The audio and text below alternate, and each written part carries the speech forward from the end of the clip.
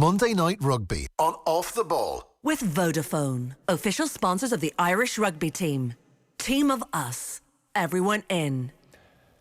Now then, Ruaidhri O'Connor of the Irish Independent is here in studio, and Keith Wood with us also. Evening, Keith. Season's greetings. I think we're at the time of year we can start saying that to each other. No, it's still too early, for God's sake. Let's delay it and get all excited at the end. Definitely. What day is next Tuesday? I don't even know what date it is today. What? Next Monday will be the 23rd. Okay, so next Tuesday, next Monday. That's perfect time for saying season's greetings. Okay. And I'm not being a humbug. I'm just. Let's not get too excited, Joe. Ruaidhri O'Connor, happy Christmas to you, Ruaidhri. Happy Christmas, Joe. Happy Christmas, Keith. Andy Farrell's doing his first press conference on Happy Christmas, lads. Andy Farrell's doing his first press conference on December 23rd, so I think that's what I'll be signing off for.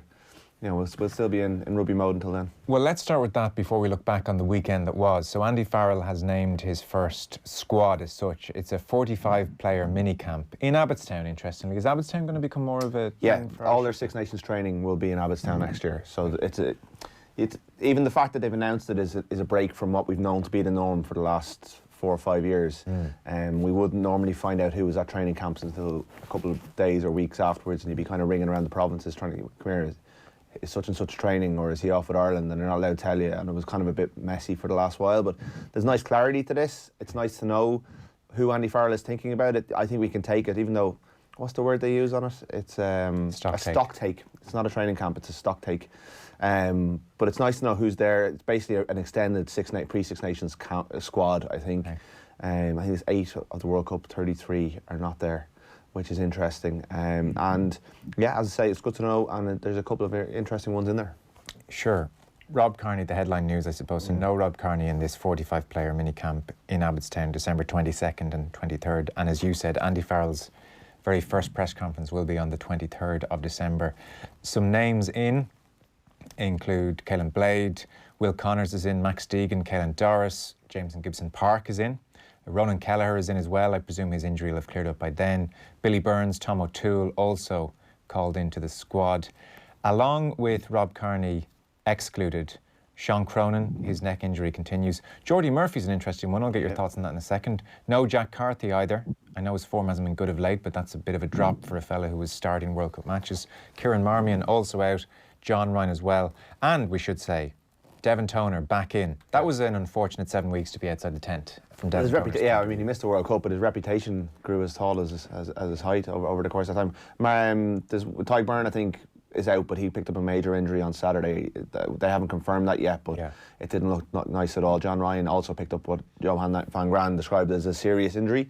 And Jack McGrath, I think, would have maybe been pushing until he picked up his injury a couple of weeks ago, and Eric O'Sullivan is maybe a little bit unfortunate because he's been very good in the loose head side for Ulster in the European Cup in Jack McGrath's absence. And is Geordie Murphy injured or carrying an injury? Or? No, he's starting for Ulster. He's been quite good as well. I was surprised to see him gone, and I was surprised to see Will Connors in, even though Will Connors has been man of the match in almost every game he's played for Leinster. He can't get into the Champions Cup squad, which you'd imagine it's almost a minimum standard for getting into the Ireland squad. But obviously Andy Farrell likes what he sees. He's an excellent tackler. He's really good technique.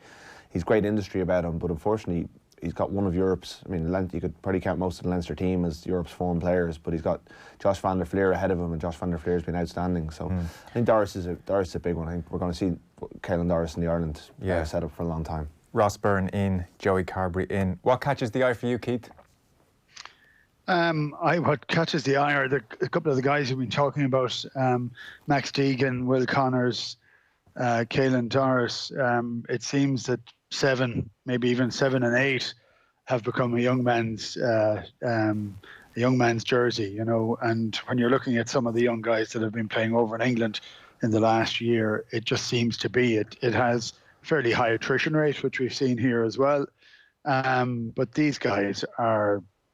I mean, for me, they keep getting injured, so you nearly need as many of them on as you can. You know, I know that Caelan Doris, everybody talks about him. I thought Max Deegan, every time I've seen him over the last 18 months, he has shown something that's a little bit different. He's very athletic, but in almost a slight way, and he offers something different. I think that's pretty interesting. We're getting a lot of injuries again. These games that we've had for the last few weeks have been pretty tough on a lot of the squads, actually. And the only ones that seem to have the full strength and depth to be able to deal with it are Leinster. Not that we're here to retire Rob Kearney or anything, far from it, but I'm sure it's a difficult time for him when he watches over the last two matches Jordan Larmour making 236 metres combined, winning man of the match on Saturday evening. And then at some stage over the last couple of days, I presume he got a phone call to say you're not included in the 45-player camp.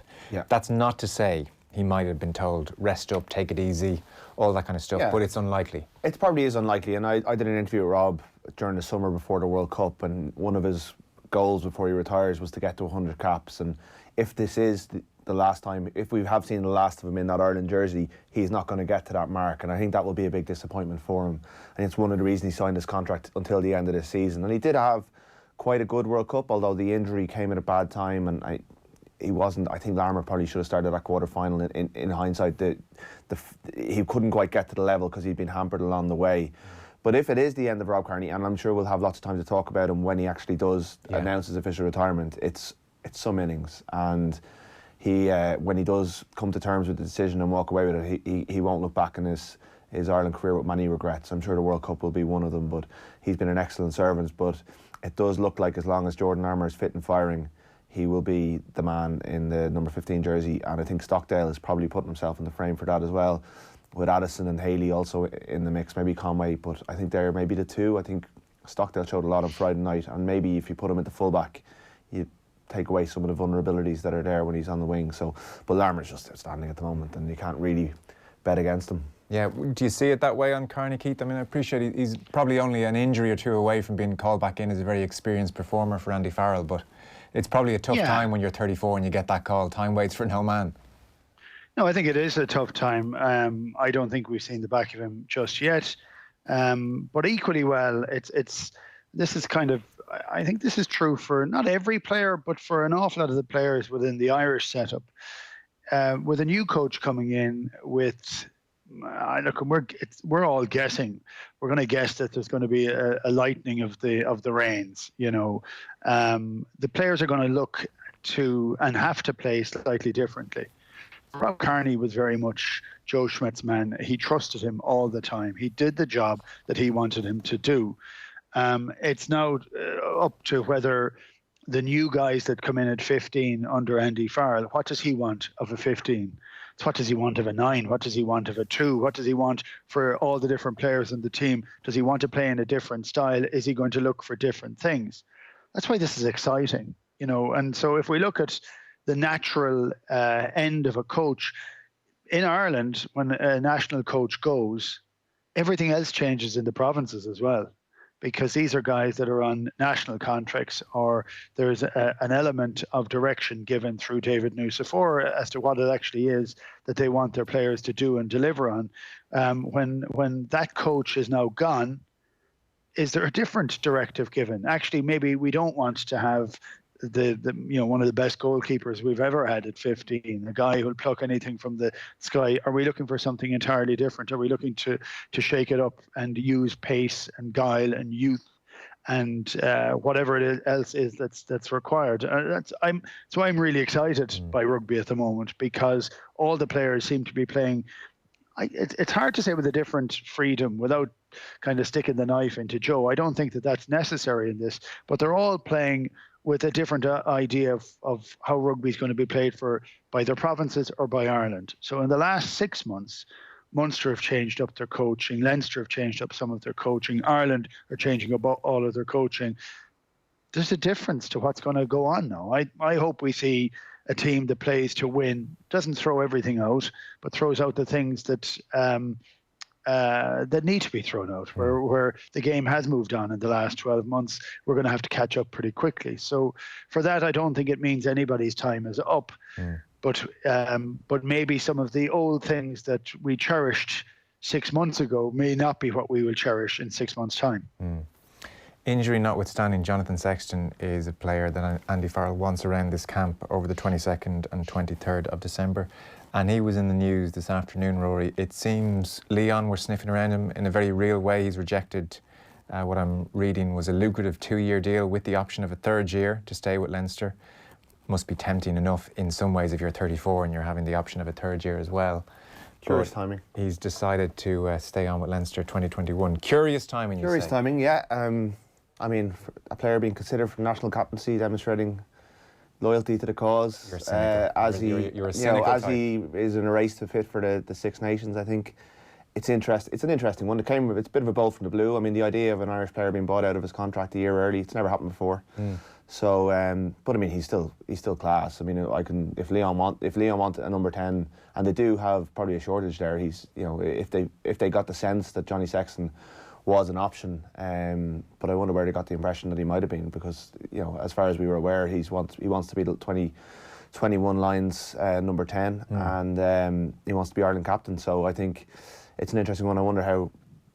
Whether it was just a call to an agent that somehow found its way out there, I'm not sure, but it's interesting. I think there's a bit of politicking going on behind the Ireland captaincy stuff at the moment, which is interesting. And that's one thing that Andy Farrell doesn't. There's no C in brackets alongside anyone's name in this squad. That's still up for discussion. So, but look, I think it's like Leinster will be loath to lose him. I mean, it'd be stupid to let him go a year early out of his contract. He's playing very, very good rugby, and for all that Ross Byrne is excellent, the next. Like Kieran Frawley, I think might have been his European debut on Saturday.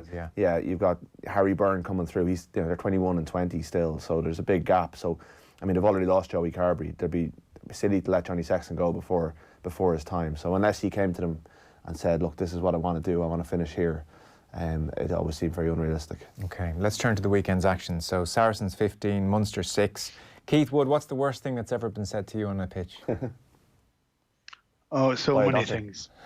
By a doctor. By a doctor. Yeah. Well, that's it. Well, by every single doctor, it's time to go off, Woody. Yeah. That's the worst thing that's ever been said. But I've looked at that for 3 or 4 different times. I'll say with great comfort, the doctor shouldn't be at the side of the field talking to any of the players. No way. It doesn't matter what he said. That's not his job. It's not his role.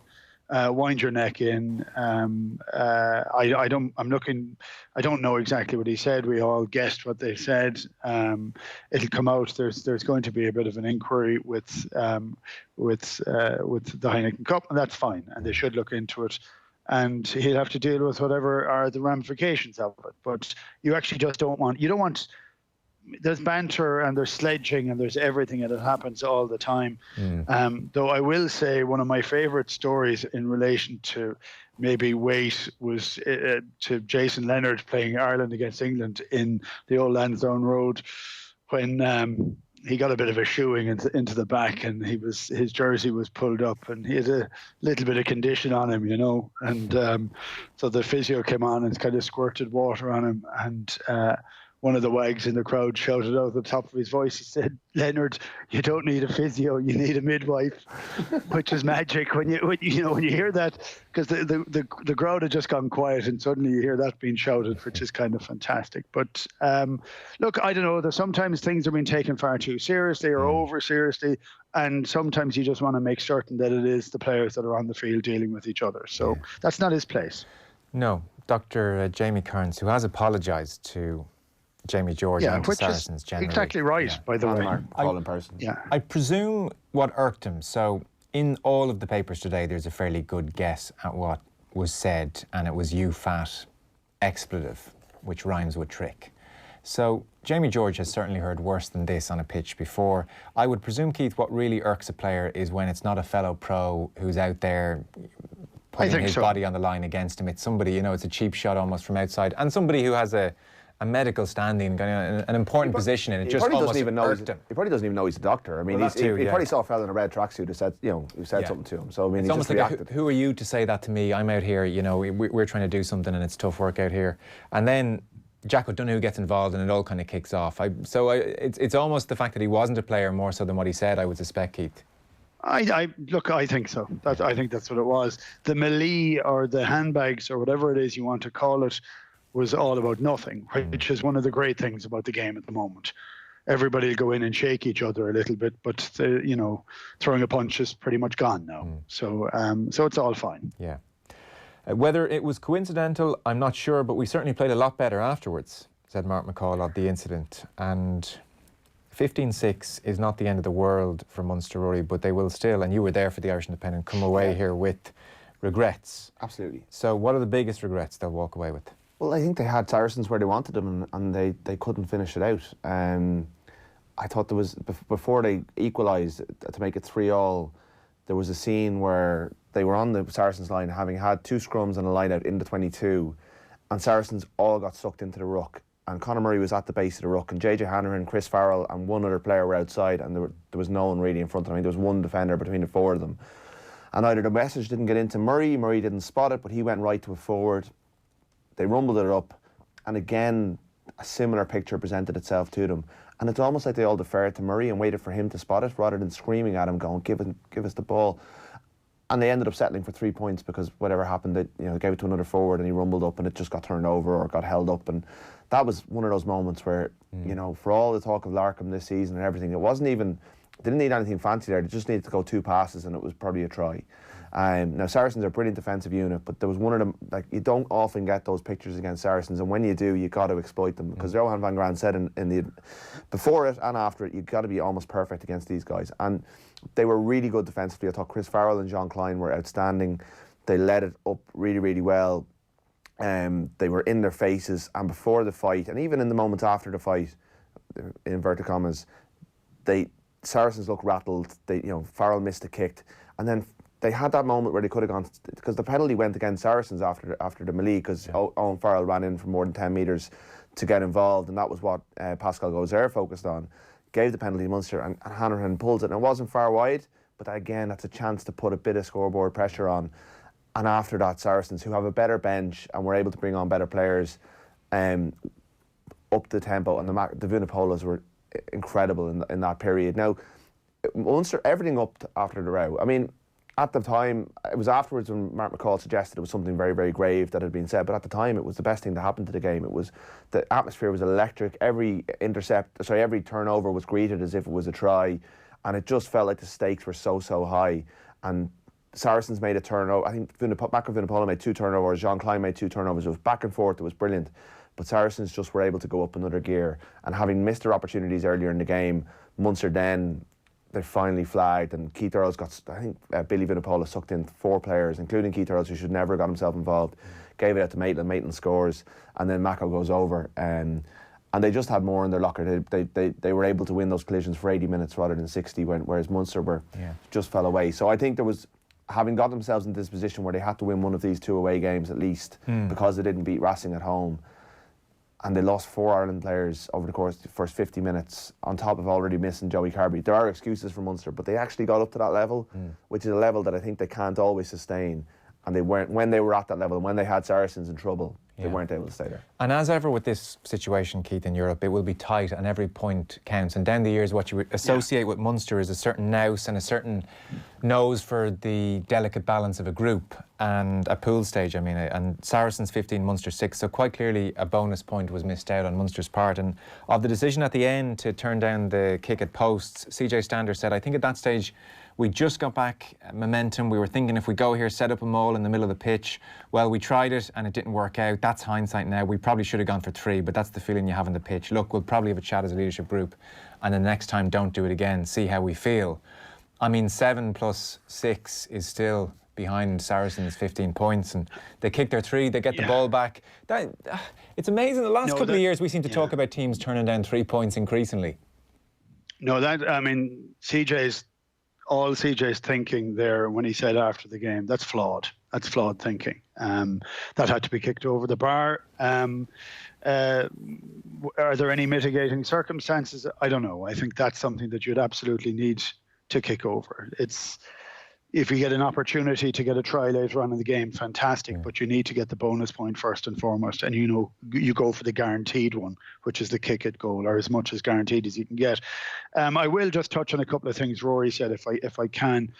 The manner of play that Munster had, I think, for 75 minutes is the best I've seen them play against a team of that calibre for 2 or 3 years. Maybe the Toulon game a couple of years ago may have come close to it, but I thought they played phenomenally well, absolutely phenomenally. They played the right way. They put Farrell under pressure constantly. You mentioned Chris Farrell and John Klein. It's the best game Klein has played for Munster.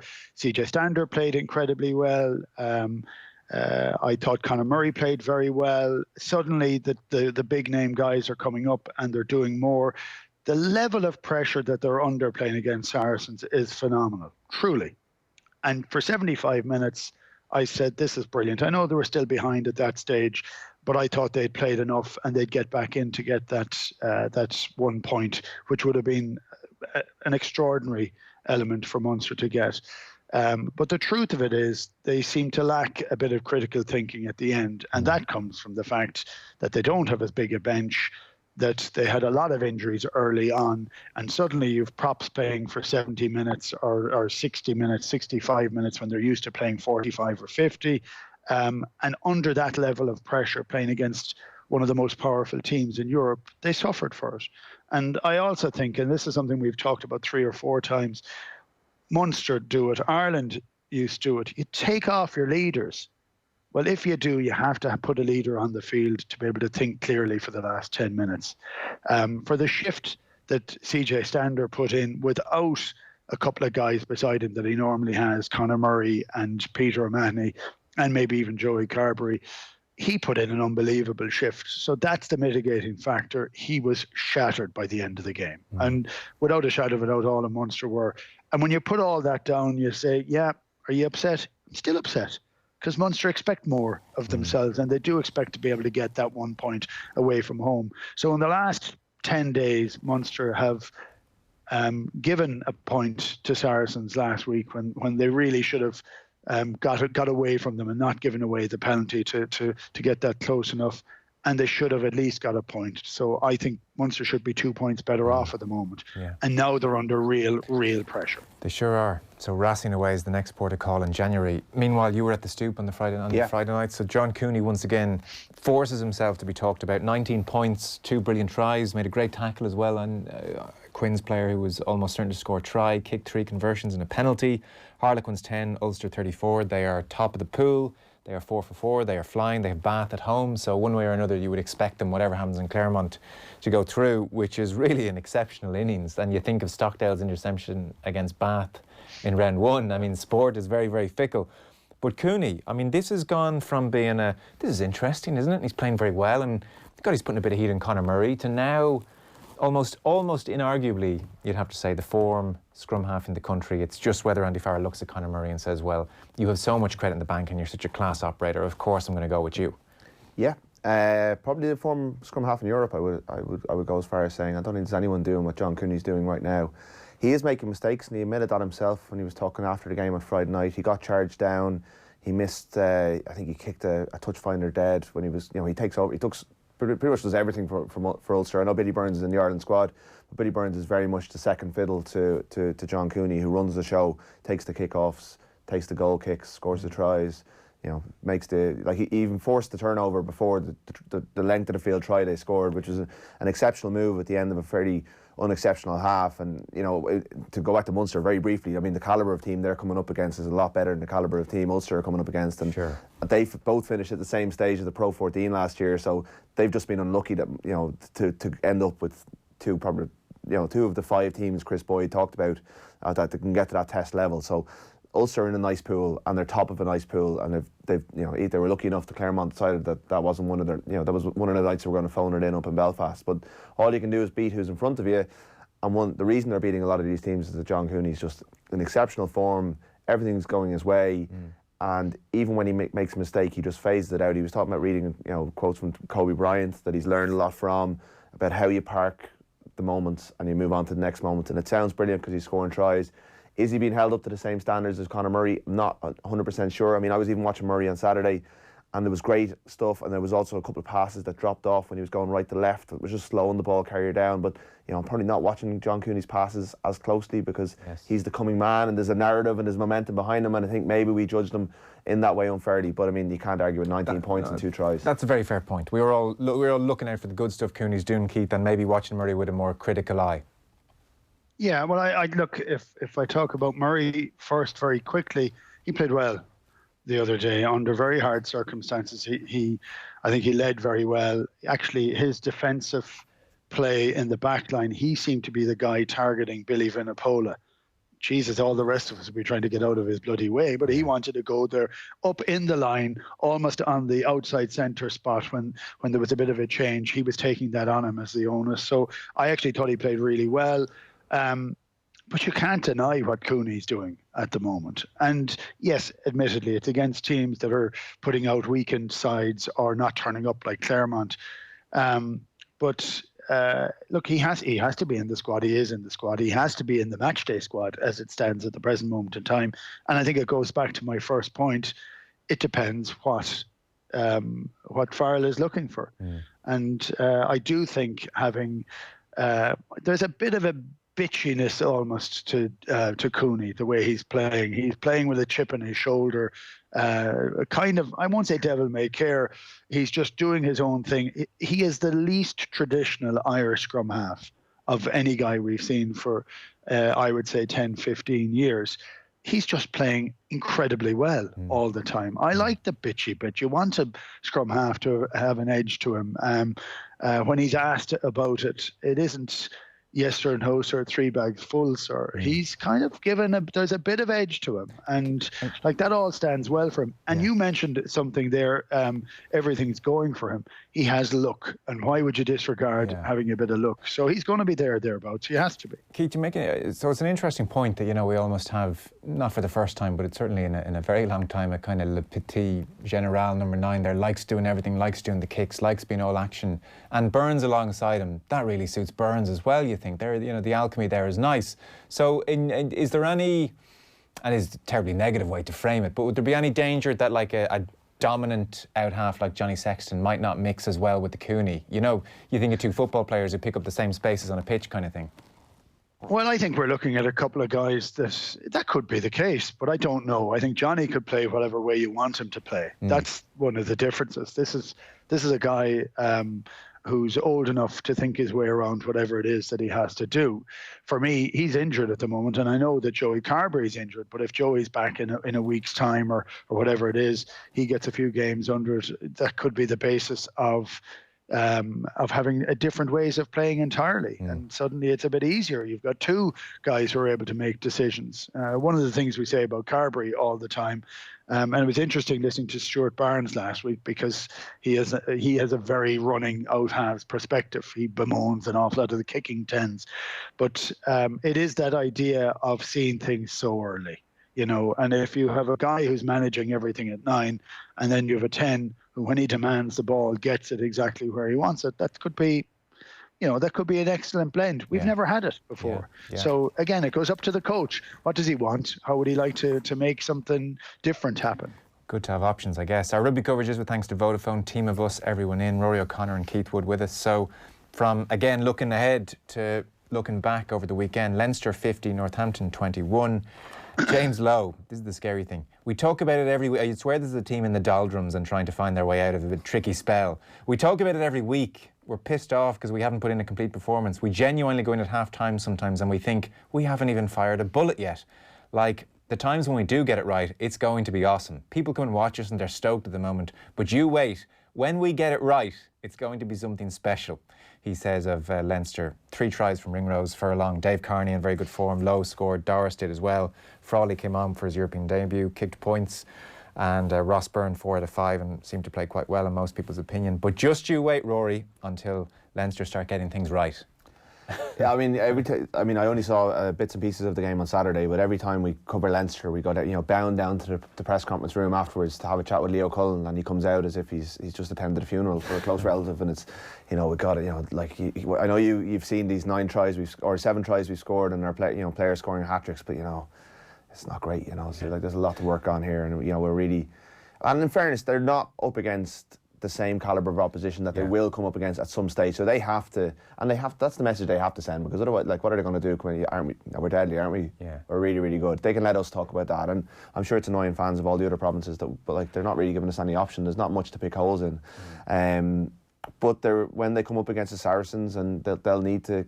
This is what drives them towards the performances they'll hopefully have at that point. And I suppose the biggest concern Leo Cullen will have now is that 19 of his players are in that Ireland squad, and 15 of them will be in the actual Six Nations squad when it's called, and there's 5 big games that they'll all play in, and what sort of shape will they be in when they come back. But in the meantime, there's another 15 lads who play this. Like Will Connors will come in this week, having been picked in an Ireland squad, and suddenly he's buoyed by that, and he's gone, well, I can get Josh van der Fleur's jersey. So it's impressive stuff, and they're already in quarter-final. They've kind of made their last 2 games more about chasing points and becoming top seeds, which they should now do. Which could land them Saracens, by the way, potentially. I mean, potentially, that'll be a nice reward. But I think at the Aviva Stadium, they'll back themselves against anyone, and it's a bit like that 2018 run when Saracens were at a lower ebb.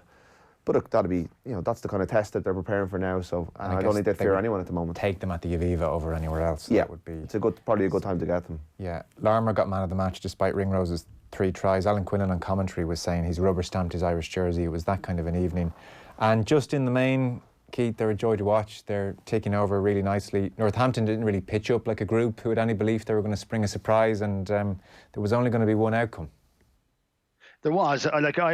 It's funny when coaches say things, you wonder whether they're saying them to G up their own team or to try and prepare themselves for the worst afterwards. But Boyd's comments on the previous week saying, yeah, they're like a test team. I don't really know what we're going to do to play against them. Well, what he did do is he changed 8 players.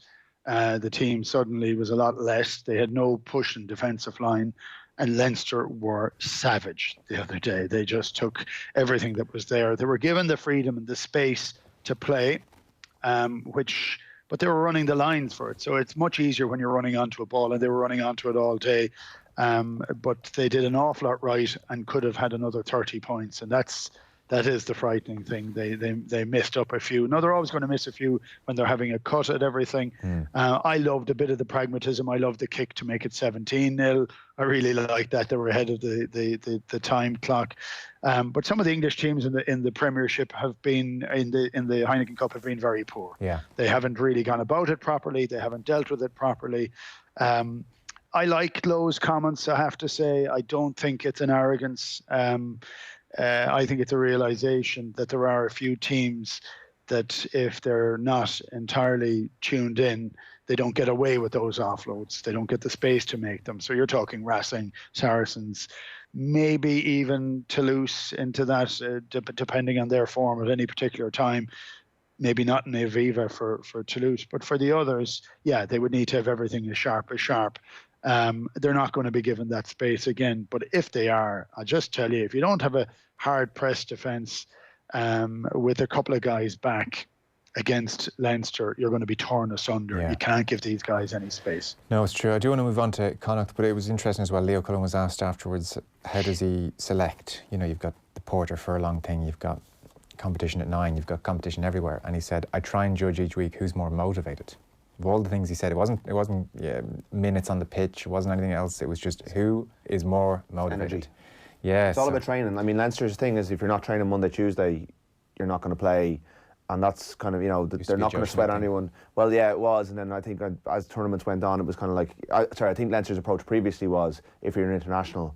Up until 2016, it was like if you're international, we'll give you Monday, Tuesday, and you can ease your way back into the week. Now it's like even it doesn't matter whether you're a line or not. If you're not at the pitch of it for Monday, we want a full week, particularly with the Tuesdays. The one thing I did like about Boyd was I think they realised they weren't going to finish within 7. So right, well, we can get a bonus point by scoring 4 tries, and they nearly got there. I think that's quite a refreshing. Yeah. I mean, certainly for the 40-odd thousand that. Like, they're still in it, which is a weird thing after these 2 absolute shellacings, because Leon lost to Benetton, and Northampton can still get out as one of the kind of best runners-up, which is, I think if more teams adopted that, sure, we might get hammered here, but we'll get 4 tries. There's a rationale. It's not a bad one. Yeah, Leon losing to Benetton. Could you imagine Johnny Sexton trying to cope in that environment? His head would literally explode. I do have to move on because... go on, sorry, Keith. I was just going to say, I don't think Johnny is ever going to Leon. Whatever other team there might be in France that might go and look at it. Johnny will only ever go somewhere where he's a chance of winning a lot of trophies because he's hungry for them, which is what you actually want from every player. Yeah, true. Okay, so 11 points down in the 75th minute, and then Connacht managed to do this. Gloucester suddenly starting to look a little bit tired. Tom Daly's big man. Oh, suddenly they're free, and it's a chance, and Robin Coughlin's in, and Connacht have won it right at the net. Unbelievable stuff from the home side. From out of nowhere, that Robin Coughlin sprung up on the wing, and Christmas has come early at the sports ground. Connacht, out of nothing, 2 tries in the final 5 minutes, have surely won it for Andy Friend's side. So it was kind of an interesting situation, Keith, when you compare it with what you just had to say about even Premiership clubs. So Connacht are still in a tricky spot in that pool. It was always going to be thus, and they've beaten now Montpellier at home and Gloucester at home, and it maintains a certain feel-good factor and a certain momentum. But instead of, like the English clubs are, and I understand that the demands are maybe different in the Premiership, but instead of looking at this competition as a chore and a bit of an inconvenience, it is just possible to say, well, in a standalone match like this will be great for 6,000 people there. This will be a memory we'll look back on at the end of the season, and a little sprinkling of European magic over the whole kind of season is a nice thing. And that should be the approach everyone's taken to the competition. And Andy Friend said, regardless of even if they're out of the thing come round 6, they're still playing their best team. They're still trying to win every match. There's a freedom to Connacht that I think Leinster have it because of the strength of their squad and the depth and the skills and capability. But Connacht are still on a climb, and they were, they were the cousin almost of the other 3 teams since the game went professional, and only the last couple of years have they really taken off under Pat Lam. But they play a style that can score against anybody, especially against a team who went daft as a brush for 5 minutes. So we were talking about you losing your mind. But they lost their mind. Munster lost their mind from having battled against the hardest thing of all time. Gloucester lost their mind with 5 minutes to go because they thought they'd won. And they sat back, they got a guy stuck into the bin, and Connacht were fantastic. It was an amazing 5 minutes of rugby. And in fact, after they scored the first one, you knew they were going to score the second one. That's one of the joys of watching them. Very few teams will play in the Premiership who will throw the ball from their touchline in a gale like Connacht will. Very, very few. This is not something that happens to these players. And we touched on it last week. It's incredibly hard to explain to teams that are manned with a lot of internationals that have played a lot of big games, that it used to be playing in Thomond Park, but playing in the sports ground is rare and unusual and intimidating for its madness. And sure, that's the maddest day that you're going to see in Connacht. It was fantastic. Yeah, no, absolutely. Just winning a game for the sake of it sometimes is plenty. The clock is right against us, Roy. So just before we go, people might have been wondering about the Rob Howley situation. It's concluded now, an 18-month ban, half of which has been suspended. So he'll be back in June. 363 odd bets over 45 months, used his W or U mobile. Bets on first try scorers for Wales.